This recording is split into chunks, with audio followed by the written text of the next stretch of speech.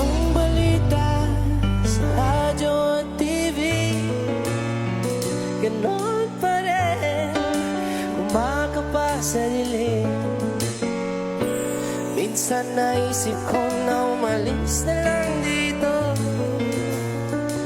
limutan ang lahat, lumipad, lumayo.